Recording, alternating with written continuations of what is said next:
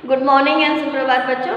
आज हम अध्ययन करेंगे महादेवी वर्मा का गिल्लू। गिल्लू एक छोटा सा प्राणी जो लेखिका को घायल अवस्था में मिलता है और लेखिका उसको उपचार के बाद बिल्कुल स्वस्थ रखती है। और जैसा कि गिलहरियों की जो उम्र होती है वो 2 वर्ष होती है। 2 वर्ष में गिल्लू लेखिका के जीवन में इतने सारे चौंकाने वाले और उसको आकर्षित करने वाले काम कर जाता है कि लेखिका को जो कई सालों बाद सोनजूही में एक पीली कली लगती है तो उसे देख करके उन्हें अचानक गिल्लू की याद आ जाती है। वो गिल्लू जो कमों का सुलभ आहार बनने वाला था उनसे उसको बचा करके उसका घाव वगैरह आदि लेखिका के द्वारा पोंछा जाता है, साफ किया जाता है, फिर उस पर पेनिसिलिन का मरहम लगाया जाता है और कई घंटों के उपचार के बाद एक बूंद पानी उसके मुंह में डाली जाती है। इसके बाद जब वो गिल्लू 2 या 3 महीने का होता है तब उसकी झब्बेदार पूंछ, रोए और उसकी जो आंखें होती है वो चौंकाने वाली होती है।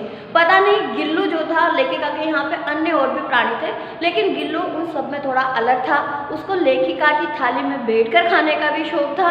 लेखिका उसको बड़ी मुश्किल से थाली के पास बैठ करके खिलाना सिखाती है और गिल्लू इतनी सफाई से अपने पंजों से चावल का एक एक दाना उठा करके खाता है।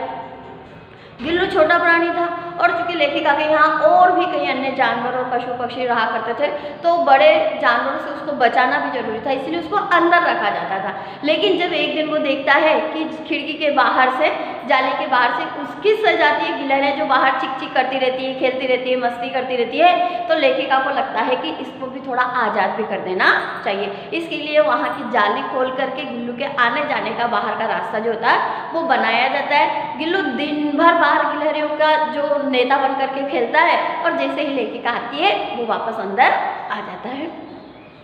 गिल्लू को लेखिका को चौंकाने का और आकर्षित करने का नया चस्का लगा था।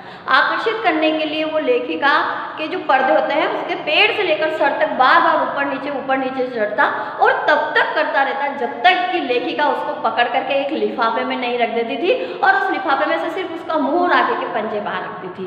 वहाँ पर उसको बिठा करके उसको कुछ खाने का दे दिया जाता था। खाने में जो था गिल्लू को काजू बहुत ज़्यादा पसंद थे।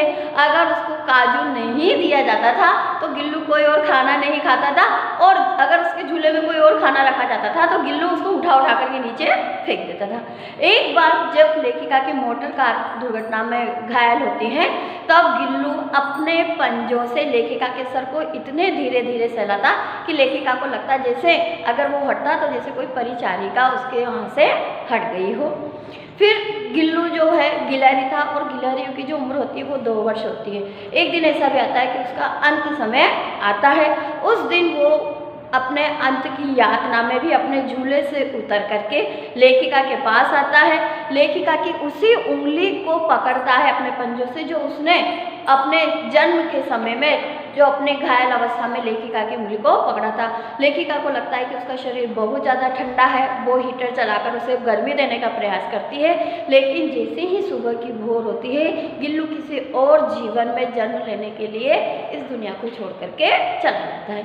लेखिका के द्वारा उसे उसी सोनजूही की बेल के नीचे दबाया जाता है, दफनाया जाता है जहाँ पर छिप करके वो लेखिका को चौंकाने का प्रयास किया करता था और वो बेल उसको बहुत ज़्यादा पसंद थी। और लेखिका को यह भी विश्वास था कि हो न हो किसी न किसी दिन गिल्लू एक पीले रंग के फूल में आकर के उन्हें चौंका सकता है। तो ये था गिल्लू जो 2 वर्ष की उम्र में ही या 2 साल जीकर भी लेखिका के बहुत ज़्यादा करीब रहता है और गिल्लू जो है लेखिका को बहुत ज़्यादा पसंद रहता है। धन्यवाद।